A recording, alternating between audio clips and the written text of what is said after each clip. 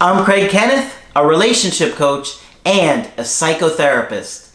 Every relationship is different and every breakup is different.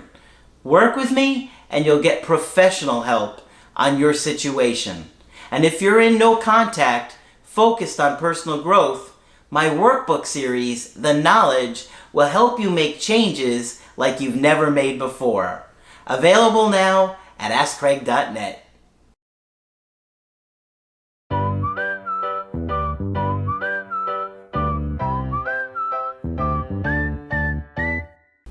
Hi there, I'm Coach Kenneth, and in this video I'm going to be talking to you about I let him miss me and he came back.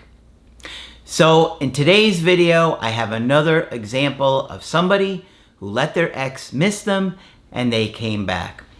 I know when you're going through a breakup, no contact is one of the hardest things to do. Every day you just constantly obsess about where your ex is and what they're doing, if they're missing you, if they're going to change their mind, or how to navigate these situations. You get desperate, you start to panic, you get anxious, and then you reach out to your ex. It's a big mistake, in my opinion. If you want to talk about it in a coaching, we can talk about it, because I know how anxiety overtakes you. But our version of no contact on the channel is simply to not reach out to somebody when they break up with you. Now, I know there's a lot of different views on no contact out there, but we have spent many, many years studying this, trying to understand it, and give you the most mature, healthy way to navigate a breakup. They're very painful, they're scary, and in some ways they feel absolutely devastating. So I know the idea of not reaching out to your ex is scary, and you hear this term, no contact, it's very easy to get scared and get confused. We are always teaching you guys, it's not to reach out, okay? If you've reached out to your ex, leave a comment and share what happened, because most of the time it doesn't go well. What we try and get you to do is to be a mature, healthy adult, heal your attachment issues, to truly teach you the skills to be confident and navigate a relationship, so when they do come back, you are in the best position to re-attract them in a natural, healthy way, like you did initially. So there's a lot of manipulative stuff out there, and it can be very dangerous. Ignoring your ex, sending them manipulative things like handwritten letters or good reminder texts, clean slate messages. And in my opinion, those things make the situation worse in most cases.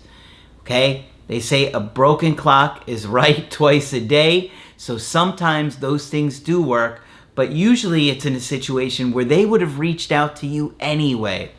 So you're really taking a risk reaching out to your ex. Okay? And it's not a risk I would tell you to do. The most confident thing that you can do is to leave your ex alone and allow them to miss you.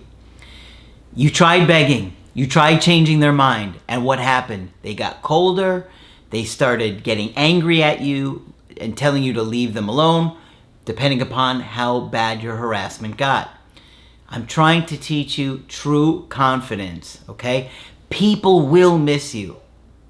Even people that say they're never going to come back, they're never going to give you another chance, they do. But only when the pressure is gone and they feel like they're going to lose you, and that takes time.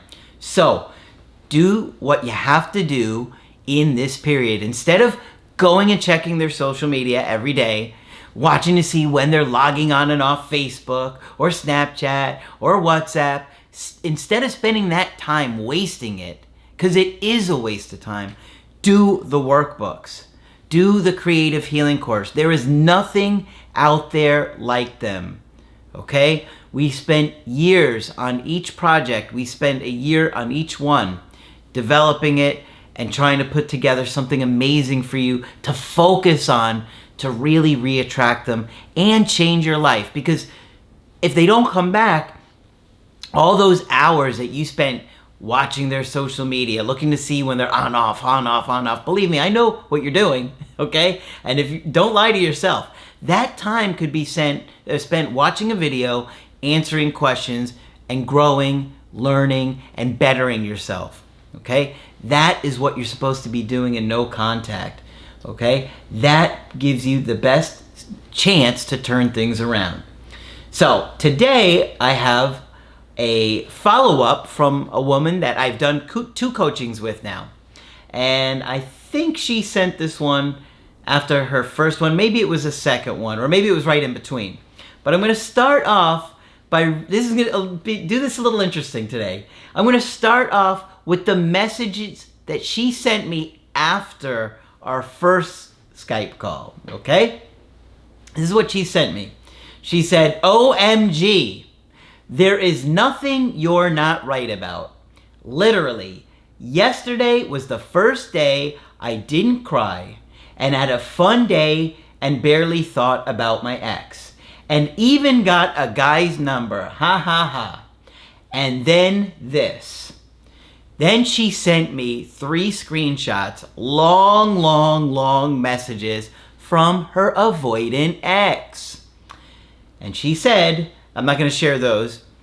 She didn't say I could share those messages, but I do have her story here.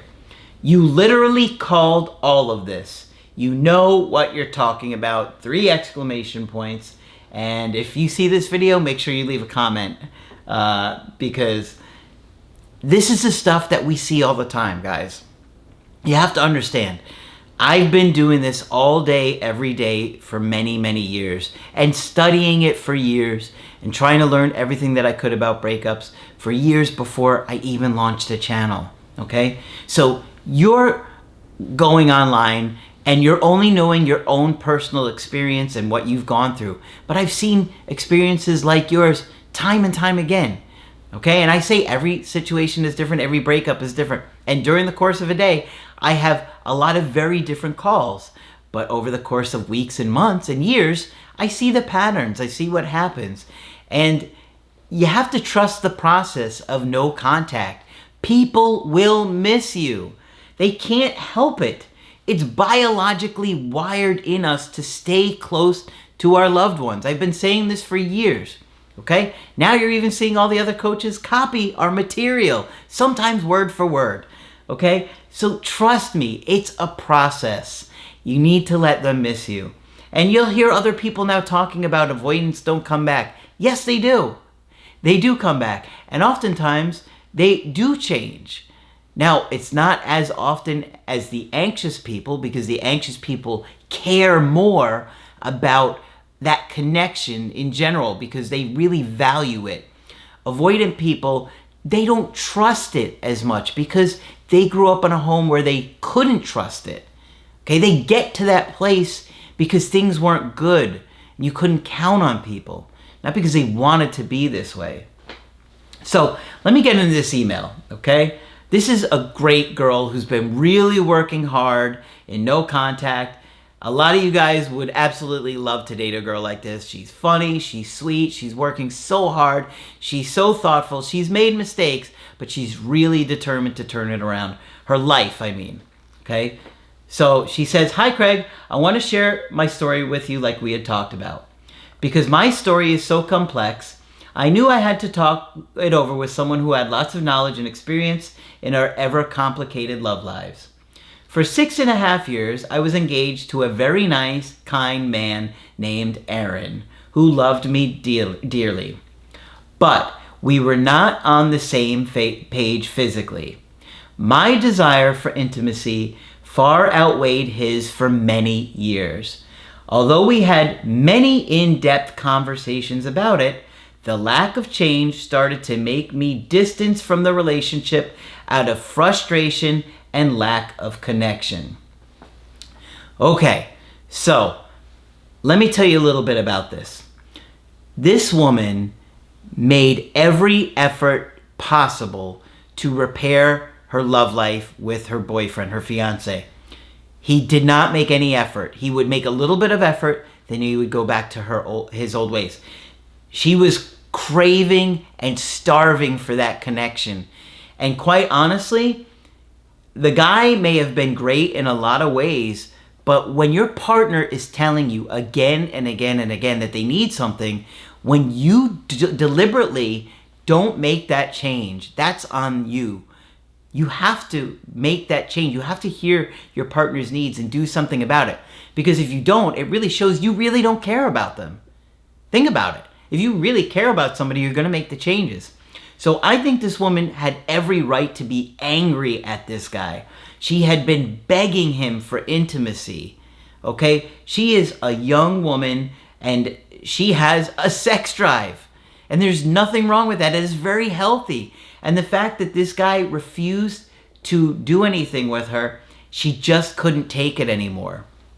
So, this is where she went wrong, according to her. This is where I went wrong. I fell in love with someone else. Now, before you guys start badgering her and insulting her, I heard everything that she had to say. This woman tried everything to stay away from this new guy, to ignore it, to push her feelings down, and try to stay connected and committed to her fiancé. But during this time, he continued to neglect her. He continued to ignore her needs, refusing to change, and she couldn't take it anymore. So she says, James and I met pursuing a mutual passion and hobby. I did everything I could to avoid him for months, but we kept naturally running into each other in a variety of different places and even different countries. And before we knew it, without any physical intimacy, we had both fallen in love for the very first time. She's been so neglected. This is why you can't neglect your partners. She started to naturally feel attraction to somebody else. She tried staying away from him when she saw him. She tried ignoring it. She did everything that she could. But, you know, when you're neglected for so long, if you're sitting at a restaurant for so long and they don't feed you, eventually you're going to go to another restaurant. She says, it was eye-opening to me for the first time to feel love, to feel passion and connection. But with this, I started to get crippling anxiety because I felt like a horrible fiancé who had fallen in love with someone else. 8 months later, I made the difficult decision to leave Aaron for James. Our love was so strong and intense for one another, it could not be denied. Until things went very wrong very fast. A mere 2 months into our new official relationship, James's energy completely shifted. His avoidance had become triggered. He told me he needed space. He told me he didn't love me anymore. It broke my already hurting heart beyond belief. But I knew I couldn't push him to love me. So I backed off and started looking to avoidant attachment styles. When I continued to give him the space he wanted, it only started to get greater. To the point where I even saw him leaving a flame emoji under his ex-girlfriend's bikini picture that day. The girl he'd promised he'd stop talking to if I left Aaron. That was the nail in the coffin for me. I called him and asked if we were still together. He gave me the typical avoidant BS excuses. You deserve better.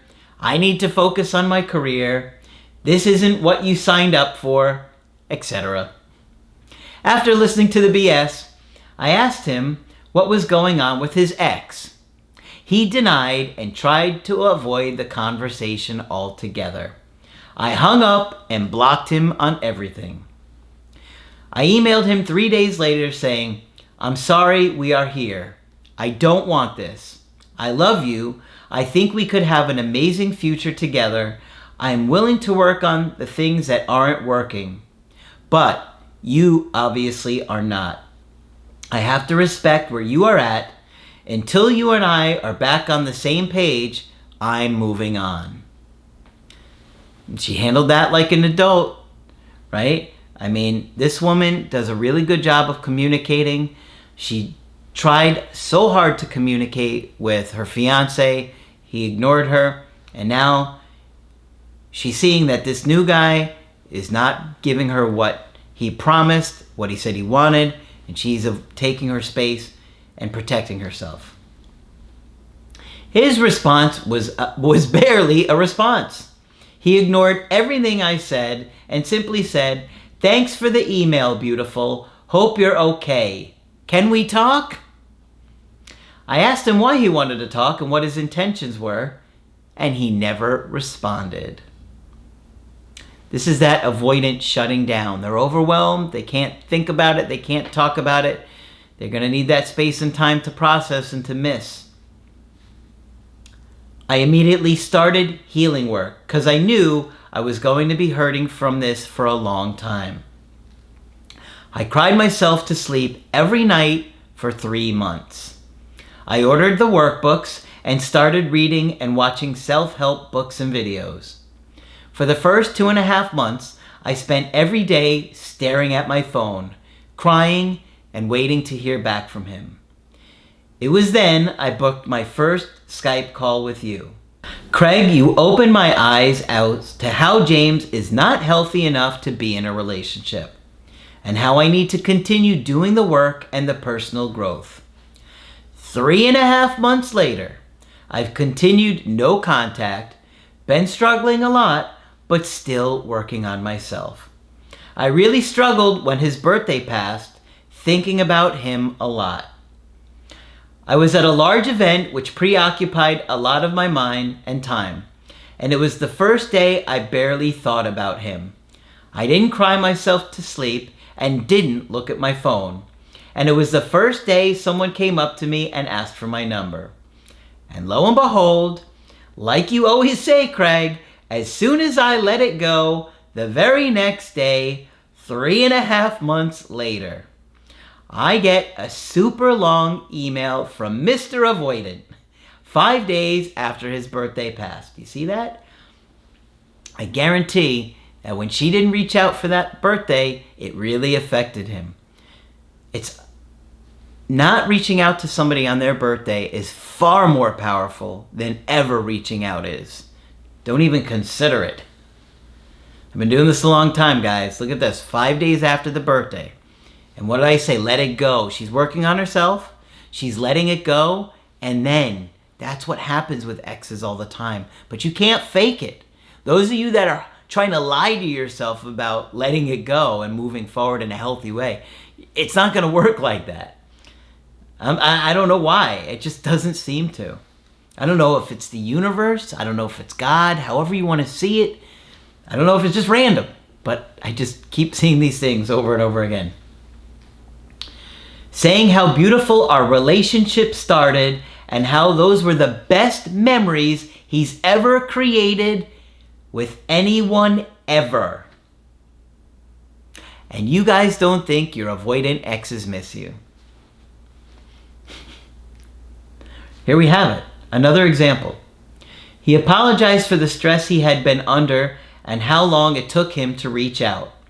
There were no open questions in the email, so left me confused once again. I did a second Skype with you.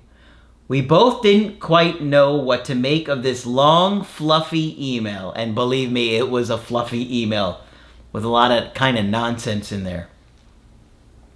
I will continue to do the work, as I have already discovered a lot about why I'm in so much pain right now and how to spot attachment issues in others. Although I do not know what will happen next, I know I can never go wrong by working on myself. Thank you, Craig, for all your videos, the workbooks, and support that you give in this difficult time. Okay, so at this point, she's not sure what she wants to do with this guy because she needs to see that he's gonna really act like an adult here. They had something really special, a really nice connection, but it takes more than that to make a connection last, right?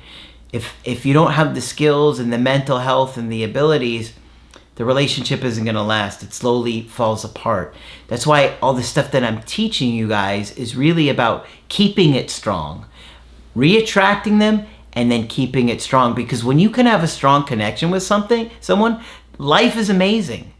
But you have to have the skills and the abilities to navigate it, and it's not easy to do. Many of us grew up in homes with divorce, parents that, fought all the time, wasn't a great, secure, loving home, so we don't know how to do these things. We have to learn them as adults. And if you're only focusing on the no contact videos, you're really not going to learn the skills to turn things around. Yeah, your ex might come back. Yeah, you might handle that initial stuff okay, but before long, you're going to wind up in another breakup doing a Skype with me saying, I wish I had done the work. Because I've seen that so often over the years. So do the work while you're in no contact. Exes do miss you. Exes will think about you. Even the ones that act like they're never going to come back, even tell you, I'm never going to come back. Now that doesn't mean every ex will come back. They certainly won't. But I know what it's like to feel like they're not coming back. My ex is the one that's not coming back. Everybody thinks their ex is the one that's not going to come back. And so often they do. It just takes time. And not reaching out to them, not chasing them, not holding on or manipulating or trying to force things. It has to happen when they're ready. Okay? But in the meantime, you're focused on learning, growing, healing, getting stronger, more confident. So that way you're happy if they come back, but you're happy if they don't and you find someone else. Okay? So this is definitely a success story because this woman is really changing her life. She needs to see what's going to happen with this guy if he's going to act like an adult. Because if he doesn't, there are going to be so many great guys that would love to date this woman. She has all the great qualities that guys are looking for. And now she's going to be a lot more skilled to navigate relationships in a much healthier way. Okay? So hopefully this one's been helpful to you. If you want to get my help personally, you could do that on my website, askcraig.net. I do email coaching and I do Skype. You can also get the Creative Healing course. Check out the videos are on my website that explains all the stuff that's in there. It is huge. You will absolutely love it. It's only on my website, askcraig.net. But that's it for this video. I'm Coach Craig Kenneth, and I will talk with you soon.